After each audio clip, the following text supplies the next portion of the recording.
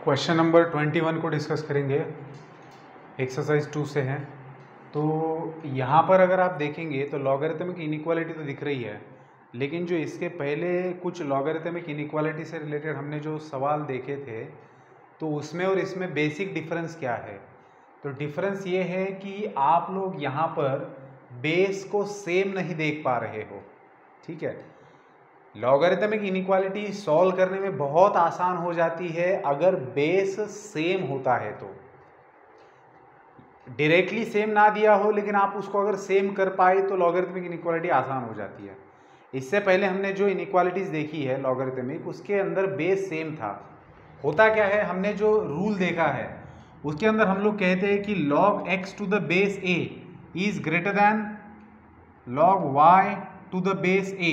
जब हम ये वक्तव्य करते हैं तब a यहाँ पर मैंने दोनों तरफ सेम ले रखा है, मतलब मैं बेस सेम होने के बाद इस इनइक्वालिटी की बात कर रहा हूँ।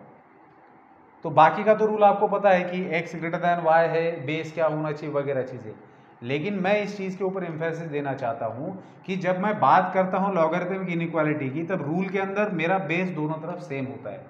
यहाँ पर क्या हो रहा है, आप जितनी मर्जी कोशिश कर लो, यहाँ पर 0.2 है, 0.01 है, तो बेस को सेम नहीं लिया जा सकता। अभी अगर इसी एग्जाम्पल में मैं बेस को 0.1 लेता तो आप बेस को सेम बना सकते थे। कैसे? 0.1 को आपने लिख दिया 10⁻⁻1, 0.01 को लिख दिया 10⁻²। अब ये लॉग का रूल आपको पता है, यहाँ पर x-1 है कि ये इसका पावर 1 है तो ये -1/2 बाहर आ जाएगा और यहाँ से हट जाएगा तो बेस 10 बन जाएगा। सेम तरीके से यहाँ पर भी होगा, ये -1 इधर आ जाएगा और ये हट जाएगा तो दोनों तरफ बेस सेम बन जाएंगे। तो इनइक्वालिटी सॉल्व करने में आसान होता है। दिक्कत है यहाँ पर कि बेस सेम नहीं है, तो ऐसे में क्या करें, कुछ तो दिमाग लगाएंगे। तो चलिए सॉल्व करते हैं। अब आपको ये इनइक्वालिटी सेटिस्फाई होने के लिए x का वैल्यू क्या लेना चाहिए, इसके बारे में आपको सोचना है। मतलब हमें इसका सॉल्यूशन निकालना है कि भैया x की वैल्यू क्या ले जिससे ये इनइक्वालिटी सेटिस्फाई हो जाए। ठीक है, तो क्या करेंगे, पहले तो देखिए, अब मुझे एक दिख रहा है कि यहाँ पर x-1 का लॉग निकाला जा रहा है, यहाँ पर भी x-1 का लॉग निकाला जा रहा है। तो अगर मैं इस इनइक्वालिटी को रेसिप्रोकल लेता हूँ दोनों साइड का, तो इनइक्वालिटी तो रिवर्स हो जाती है। मतलब आपको पता है कि अगर आपके पास a लेस देन b है, देन अगर मैं दोनों का रेसिप्रोकल लेता हूँ, मतलब 1/a 1/b लिखता हूँ, तो ये रिवर्स हो जाता है। तो यही रूल अप्लाई करूँगा मैं और इस इनइक्वालिटी को लिखूँगा 1/log x-1 to the base 0.1 greater than 1/log x-1 to the base 0.0, sorry यहाँ पर 0.2 था, 0.01। तो सिंपल सा रेसिप्रोकल इनइक्वालिटी के अंदर रेसिप्रोकल लिया है मैंने और ये चेंज आपको बता दिया। अब change of base rule apply होगा, ये न्यूमरेटर में चला जाएगा। तो कैसे? चेंज ऑफ बेस रूल से, तो इन दोनों का पोजीशन चेंज होगा। ये भी मैंने रूल आपको बताया है कि अगर मेरे पास 1/log a to the base b है तो मैं इसको लिख सकता हूँ log b to the base a। पहले ये जो टर्म था ये डिनोमिनेटर में था, इसको मैं न्यूमरेटर में ले गया। ठीक, तो इसी प्रकार से मैं यहाँ पर क्या लिख सकता हूँ, log of 0.2 to the base x-1, ये ऊपर चला गया। ये एज इट। अब देखना, रेसिप्रोकल लेने के बाद इनइक्वालिटी रिवर्स होती है। यहाँ पर तो मैं कोई रेसिप्रोकल नहीं ले रहा हूँ, मैं सिंपल लॉग का रूल अप्लाई कर रहा हूँ, इसलिए इनइक्वालिटी में कोई छेड़छाड़ नहीं करना है। यहाँ पर बच्चों ने, आप लोग यहाँ पर कंफ्यूज मत होना, रेसिप्रोकल लेना अलग बात है, ये तो लॉग का रूल अप्लाई करके ये ऊपर जा रहा है, तो इसका इनइक्वालिटी से कोई लेना देना नहीं है। ठीक है, इसको क्लियर रखना। अब इसको भी ऊपर ले जा रहे हैं change of base rule apply करके, तो 0.01 रहेगा और यहाँ x-1। ठीक है, अब सिंपल सी बात देखिए कि अब देखना कि यहाँ पर x-1 है, यहाँ पर x-1 है, लेकिन इनइक्वालिटी के अंदर क्या दिख रहा है कि इधर वाले का पलड़ा भारी है, इसको ग्रेटर बताया जा रहा है इस वाले एक्सप्रेशन से, इस वाले वैल्यू से, इससे ये वैल्यू बड़ा है। और हमारा नियम क्या कहता है इनइक्वालिटी के अंदर कि अगर मैं कहता हूँ log x to the base a is greater than log y to the base a, और हमें पता है कि x is greater than y है क्योंकि यहाँ पर 0.2 0.01 से ग्रेटर है ना, तो x ग्रेटर दैन y है, मतलब जो नंबर बड़ा है उसका लॉगरिथमिक वैल्यू भी बड़ा है। लेकिन ये कब बड़ा होता है, फिर से मैं कहता हूँ, जो नंबर बड़ा है उसका लॉगरिथमिक वैल्यू तब बड़ा होता है जब a का वैल्यू ग्रेटर देन 1 होता है। ये नियम मैंने बताया था। तो यहाँ पर ये नंबर बड़ा है इससे और इसका लॉगरिथमिक वैल्यू बड़ा बताया जा रहा है इससे, इसका मतलब जो बेस है वो मस्ट बी ग्रेटर देन 1, वो 1 से बड़ा होना चाहिए। तो इस 1 को अगर मैं उधर ले जाऊँ तो x अपने आप 2 से बड़ा हो जाएगा। अब 2 से बड़ा कितना, तो इन्फिनिटी तक ले जाऊँ, तो x इज ग्रेटर दैन 2 का मतलब x बिलोंग्स टू 2 इन्फिनिटी। तो x कितना बड़ा है, 2 से लेकर तो इन्फिनिटी तक। इन्फिनिटी कौन सा, पॉजिटिव वाला, पॉजिटिव इन्फिनिटी, मतलब 2 से बड़ा कोई भी नंबर ले लो, ये इनइक्वालिटी सेटिस्फाई हो जाएगी। इसलिए सही आंसर रहेगा डी। ठीक है, समझेंगे और लिखेंगे। अब ये दो एग्जाम्पल है 22 एंड 23, दोनों भी आसान है। बस यहाँ पर आपको लॉगरिथम का कुछ एक आध दो लॉ पता होना चाहिए, लेकिन लॉज ऑफ इंडाइसिस पता होना चाहिए। ठीक है, अब एक करेक्शन कर लेना क्वेश्चन नंबर 22 के अंदर। यहाँ पर बेस में 3 दे रखा है, इसने मेरा काफ़ी समय चला गया, क्योंकि अगर बेस 3 लेते हो तो आंसर ही नहीं मिलेगा। आंसर मिल सकता है लेकिन जो ऑप्शन के अंदर दिया है वो नहीं मिल पाएगा। तो करेक्शन करना कि यहाँ पर 3 की जगह 2 लिखना है। अब इसको सॉल्व करते हैं। बेटा लॉज ऑफ इंडाइसिस में आपको ये रूल पता है कि a⁻m+n कब लिखा जाता है। अगर मेरे पास a⁻m इंटू a⁻n है, मतलब बेस सेम है और दोनों के बीच में मल्टीप्लिकेशन का साइन है, तो मैं बेस एक ही बार लेके इंडाइसिस का एडिशन लिख सकता हूँ। ठीक है, अब थोड़ा सा मैं यहाँ पर इसमें थोड़ा सा स्लाइटली चेंज करता हूँ। अगर मेरे पास a-n है, a⁻m−n है, तो क्या मैं इसको ऐसे लिख सकता हूँ a⁻m इंटू a⁻−n। इसमें कोई दिक्कत है लिखने में? देखिए कैसे लिखेंगे, a⁻m−n को आप प्लस n ऐसे नहीं लिख सकते, a⁻m प्लस -n, तो दोनों बात तो एक ही है। ठीक है, तो यहाँ पर फिर ये ऐसे हो जाएगा a⁻m इंटू a⁻−n। तो बहुत छोटी सी बात है लेकिन पता होना ज़रूरी है। तो लॉज ऑफ इंडाइसिस में ये आता है। अब इसी का यूज़ मैं करने जा रहा हूँ। किसका यूज़ करूँगा मैं यूज़ कर रहा हूँ a⁻m−n। अगर मेरे पास है तो मैं a⁻m इंटू a⁻−n लिखूँगा। अब यहाँ पर ये a बन गया, ये m बन गया और ये n बन गया। ठीक है, सॉरी ये n बन गया। तो क्या हो जाएगा 2⁻² इंटू 2⁻−log 7 टू द बेस 2।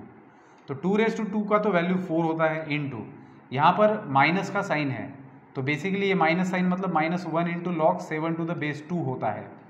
तो ये -1 जंप कर जाएगा इसके सिर के ऊपर, तो आपको मिलेगा 4 into 2⁻log 7⁻−1 to the base 2।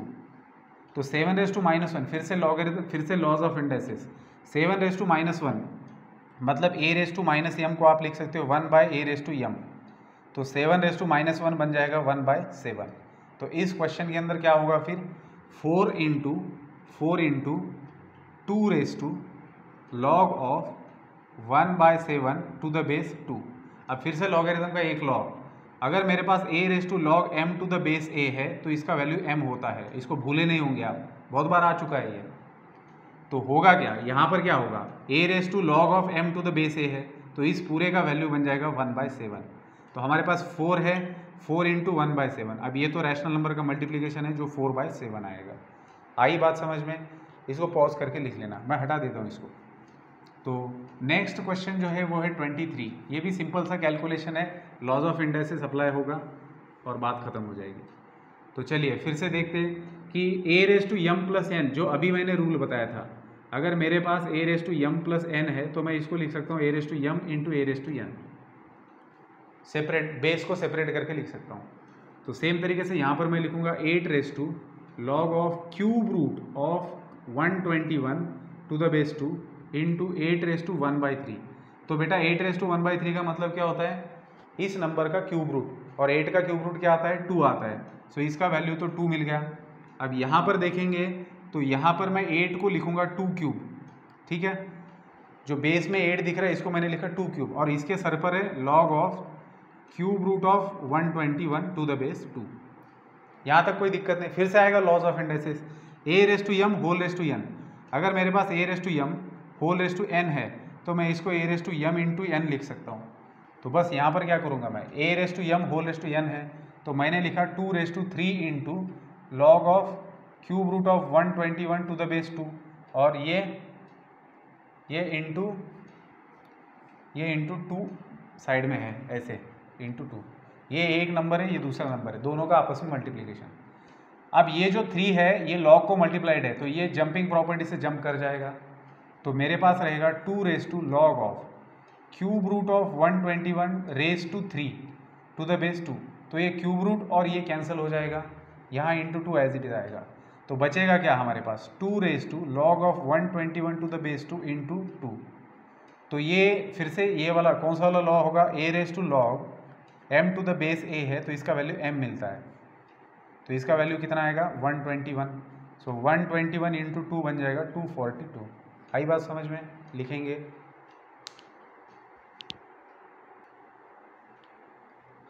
Twenty 25, फिर से 24 आसान है लेकिन एक करेक्शन है।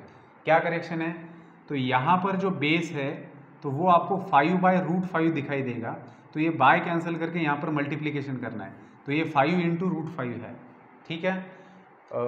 तो ऐसे भी अगर होता है, मतलब जो क्वेश्चन में दिया है उसको लेकर भी हम सॉल्व कर सकते हैं, लेकिन फिर जो आंसर आएगा वो ऑप्शन में नहीं है, तो जो ऑप्शन के अंदर जो भी ऑप्शंस दिए हैं उनके हिसाब से अगर आपको आंसर चाहिए तो क्वेश्चन के अंदर ये चेंज कर लेना कि 5/√5 की जगह 5 इंटू √5 कर लेना, ठीक है।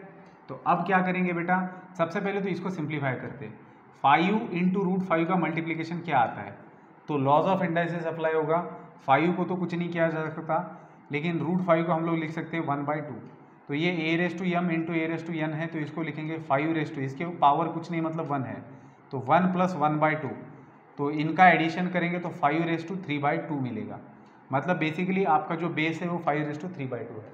अब इसको थोड़ा सा लिखेंगे, log 5 to the base 3 into log 27 to the base, अब देखना 27 को मैं लिखूंगा 3�3, और 5√5 को मैं लिख सकता हूँ 5�3/2।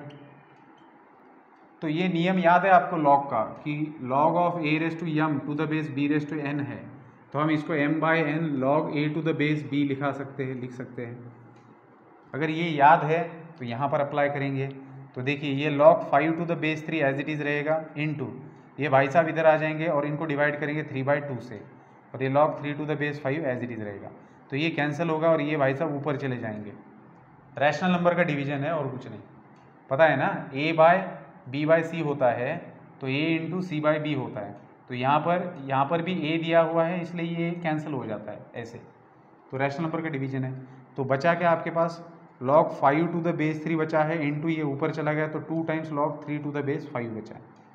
अब अगर मैं इसको change of base rule apply करता हूँ इन दोनों को, तो log 5 टू द बेस 3 को मैं लिखूंगा log 5/log 3 इंटू ये 2 है और log 3/log 5। लेकिन हमेशा ये एक बात याद रखना, कभी भी अगर आपके पास log a to the base b into log b to the base a है तो इसका वैल्यू हमेशा 1 ही आता है, क्योंकि change of base rule apply करेंगे तो ये कैंसिल हो जाएगा, जैसे यहाँ पर होने जा रहा है log 5 कैंसिल, log 3 कैंसिल, तो बचा क्या बेटा 2 बचा, ठीक है। तो आंसर आया आपका 2, तो पॉज करके लिख लेना इसको। 25 नंबर का जो क्वेश्चन है इसके सेम ऐसा ही क्वेश्चन हमने शुरुआत में सॉल्व किया हुआ है, मेरे ख्याल से शुरुआत ही ऐसे क्वेश्चन से हुई थी हमारी, समेशन का साइन वगैरह, पहला ही क्वेश्चन ऐसा था मेरे ख्याल से शायद, तो ये उसी प्रकार का क्वेश्चन है। पहले तो समेशन के अंदर जो लिखा है उसको मैं सिंप्लीफाई कर देता हूँ, तो log ऑफ अंदर जो लिखा है उसको मैं क्रॉस मल्टीप्लाई करूँगा तो n + 1/n to the base 10 मुझे मिल रहा है। अब मैं log का एक लॉ है मेरे पास, उसको अप्लाई करता हूँ, तो मैं इसको लिख सकता हूँ सेपरेट बेस करके n + 1 to the base 10 minus log n to the base 10, ठीक है यहाँ तक। अब ये जो भी मेरे पास था उसको मैं ऐसे लिखूंगा ताकि मैं समेशन को जब खोलूँ तो मुझे समझ आएगा कि कौन कौन से टर्म कैंसिल हो रहे, कौन कौन से टर्म बच रहे हैं। तो चलिए लिखेंगे summation of log n + 1 to the base 10 minus log n to the base 10, और n रन कर रहा है हमारा 2 से लेकर तो 199 तक।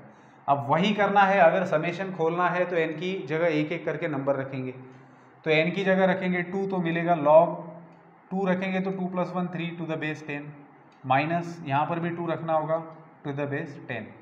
अब एक बार n का वैल्यू रख दिया तो जो भी मिला उसके अंदर ऐड करेंगे फिर n का वैल्यू रखने के बाद जो भी मिलेगा उसको।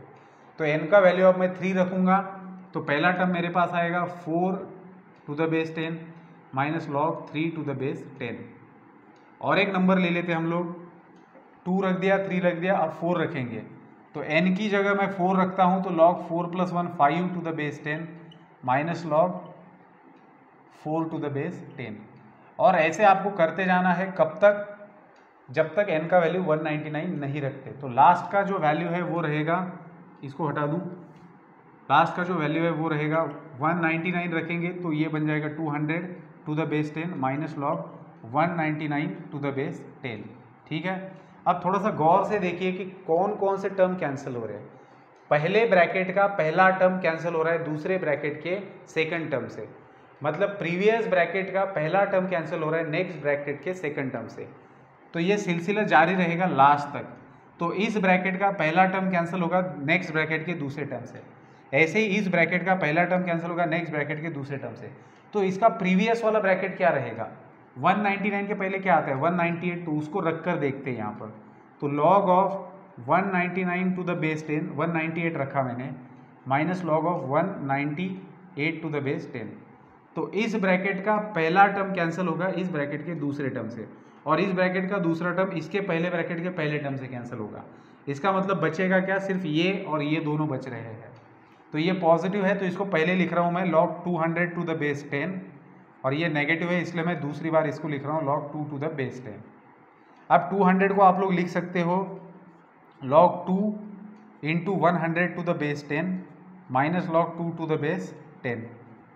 अब ये देखिए, इसको आप एडिशन के फॉर्म में लिख सकते हो। कैसे, log बेस सेपरेट करके log 2 to the base 10 plus log 100 to the base 10। समझ आई बात। इसी को मैंने ऐसे लिखा है log का लॉ अप्लाई करके, और ये minus log 2 to the base 10 ऐसे ही आएगा। तो बेटा ये और ये दोनों आपस में कैंसिल हो जाएंगे। 100 को आप लोग लिखेंगे 10 स्क्वायर टू द बेस 10। अब ये 2 जंप करेगा यहाँ पर तो आपको वैल्यू मिलेगा 2 times log 10 to the base 10। तो log 10 टू द बेस 10 का वैल्यू तो 1 आता है, तो 2 into 1 final answer will be 2। ठीक है, लिख लीजिए।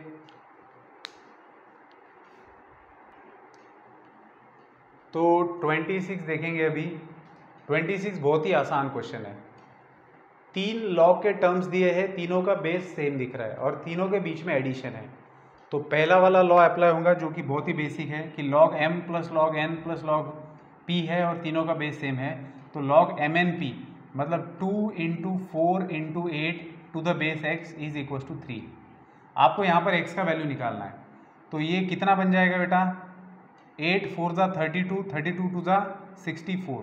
सो log 64 to the base x is equal to 3। तो इसको अगर मैं एक्सपोनेंशियल फॉर्म में कन्वर्ट करता हूँ तो 64 इज इक्वल टू मैं लिखूँगा x रेज टू 3। अब ऐसा कौन सा नंबर है कि जिसका क्यूब 64 आता है, तो वो है 4। तो x का वैल्यू क्या होना चाहिए, 4। ठीक है, कहा था मैंने बहुत आसान है। तो लिखेंगे आप इसको। आगे बढ़ते क्वेश्चन नंबर 27 की तरफ।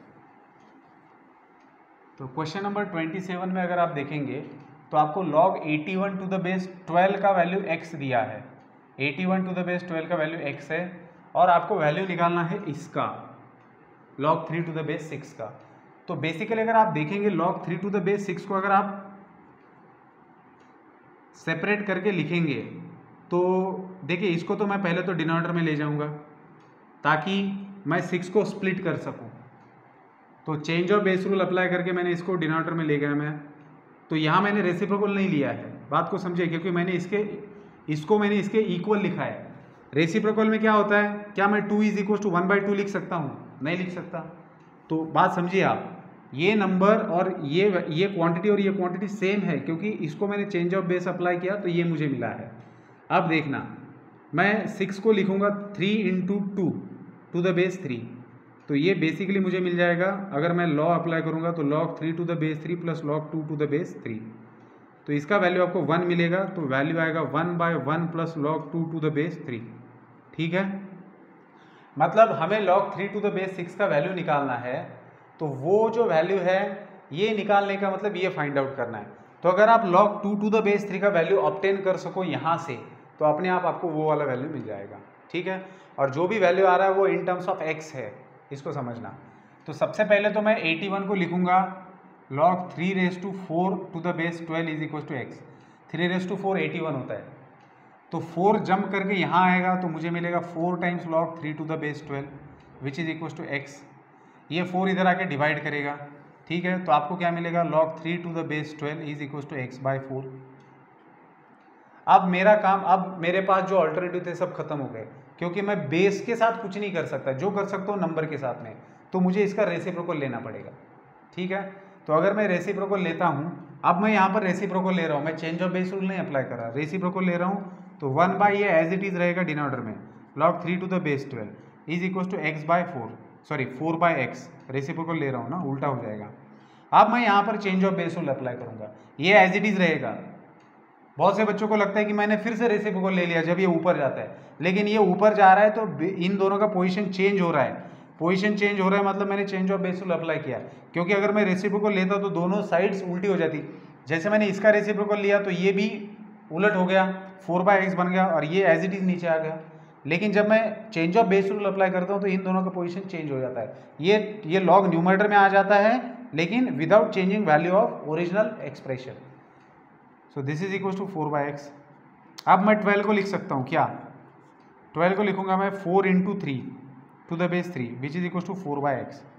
अब जो आपको लेफ्ट हैंड साइड दिखाई दे रहा है तो इसको आप लिख सकते हो log 4 to the base 4 plus log 3 to the base 3 which is equal to 4 by x. तो ये तो वैल्यू बेटा आपको 1 मिल रहा है, प्लस सॉरी मैंने कुछ गलती कर दी, 3 टू द बेस 4 चाहिए, ये वैल्यू 1 मिल रहा है और यहाँ पर मिलेगा log 3 to the base 4 is equal to 4 by x. तो ये 1 मिला है आपको, इसको आप उधर भेजेंगे, so log of 3 to the base 4 is equal to 4 by x minus 1। So log 3 to the base 4 जो है इसको मैं लिखूंगा 4 माइनस एक्स बाई एक्स। क्या किया मैंने, क्रॉस मल्टीप्लीकेशन। तो अब 4 माइनस एक्स बाई एक्स मिला है। अब फिर से मेरा काम अट गया है, अब मैं फिर से अटक गया हूँ क्योंकि मैं 3 को कुछ नहीं कर सकता, मुझे log 2 टू द बेस 3 तक पहुँचना है, ठीक है। तो मैं क्या करता हूँ, फिर से रेसिप्रोकल लेता हूँ, तो रेसिप्रोकल दोनों साइड का लूँगा तो log 3 टू द बेस 4 मिलेगा और ये x बाय 4 माइनस एक्स मिल रहा है, इसको भी उल्टा कर दिया। अब ये चेंज ऑफ बेस रूल करके ऊपर आएगा तो मुझे मिलेगा log 4 to the base 3 is equal to x by 4 minus x, ठीक है। अब इसको मैं 2 टू द पावर 2 लिख सकता हूँ, 4 टू द बेस 3 को, इसको 2 square to the base 3 is equal to x by 4 minus x. तो बेटा ये जंप करके यहाँ आएगा तो क्या मिलेगा आपको, 2 times log 2 to the base 3 is equal to x by 4 minus x, ठीक है। तो अब देखना, तो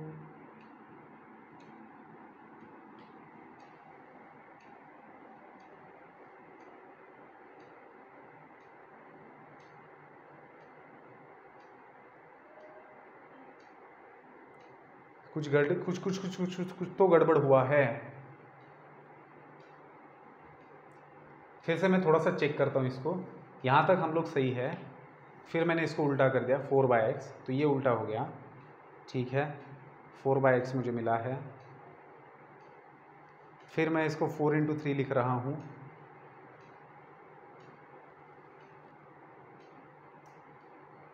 इसको मैंने रेसिप्रोकल को लिया, ये उल्टा हो गया, ये एज इट इज़ रहा, ये ऊपर चला गया, 4 इंटू 3 लिखा तो log 4 to the base 3 and log 3, अच्छा मैंने क्या गलती की पता है, log 4 टू द बेस 3 है ये, एंड ये log 3 टू द बेस 3 है, वही मैं सोच रहा यहीं पर कुछ तो गड़बड़ हुआ। तो ये log 4 to the base 3 as it is आएगा और ये +1 बन जाएगा, तो log 4 to the base 3 is equal to 4 by x minus 1, तो यहाँ पर 4 टू द बेस 3 आएगा। तो फिर से रेसिप्रोकल लेने की ज़रूरत नहीं, 4 को लिखा जा सकता है 2 square to the base 3 is equal to 4 minus x two by x. अब ये 2 यहाँ जंप करेगा तो 2 times log 2 to the base 3 is equal to 4 minus x by x. अब ये 2 इधर जाके डिवाइड होगा तो कितना आएगा हमारे पास, लेफ्ट में बचेगा log 2 to the base 3 which is equal to 4 minus x divided by 2x, तो 2 इधर आके डिवाइड हो जाएगा। तो बेटा log 2 टू द बेस 3 का वैल्यू चाहिए था जो मिल चुका है, और हमें इसका वैल्यू निकालना था जिसको हमने यहाँ पर कन्वर्ट किया था। तो यहाँ पर आपको क्या मिलेगा, 1 by 1 plus log 2 to the base 3 4 minus x divided by 2x। अब आप डिनोमिनेटर में क्रॉस मल्टीप्लिकेशन करेंगे तो 2x plus 4 minus x divided by 2x मिलेगा। तो ये ऊपर जाके मल्टीप्लाई होगा तो 2x divided by 2x minus x that is 4 plus x. तो ये आएगा आपका फाइनल आंसर। ठीक है, तो लिखेंगे इसको। क्वेश्चन नंबर 28, इससे पहले सेम क्वेश्चन हमने सॉल्व किया है। 1 प्लस ABC का वैल्यू निकालना है, A, B एंड C का वैल्यू दे रखा है। अगर मुझे 1 प्लस ABC निकालना है तो सबसे पहले मैं ABC का वैल्यू दिया है तो A इंटू बी इंटू सी को फाइंड आउट करूँगा। तो इन तीनों को मल्टीप्लाई कर दूंगा क्योंकि तीनों का वैल्यू दे रखा है। तो A into B into C क्या बनेगा, ABC इज इक्वल टू तीनों का multiplication that is log 12 to the base 24 into log 24 to the base 36 into log 36 to the base 48। अब change of base rule apply करूँगा right hand side में तो log 12 by log 24 मिलेगा into log 24 by log 36 and into log 36 by log 48। ठीक है, तो ये cancel हो जाएगा, ये कैंसिल हो जाएगा, बचेगा क्या, log 12 बाय log 48। तो ये ABC का वैल्यू आया, लेकिन हमें दिख रहा है कि ABC के अंदर 1 भी ऐड किया है तो दोनों साइड में मैं 1 ऐड कर देता हूँ। तो 1 plus ABC is equal to 1 plus log 12 by log 48। तो क्रॉस मल्टीप्लिकेशन होगा तो आपको मिलेगा log 48 plus log 12 divided by log 48। तो देखेंगे तो किसका भी बेस यहाँ पर दिया हुआ नहीं है, तो न्यूमरेटर में दोनों का बेस नहीं है मतलब सेम है और बीच में एडिशन साइन है तो दोनों का मल्टीप्लिकेशन होगा।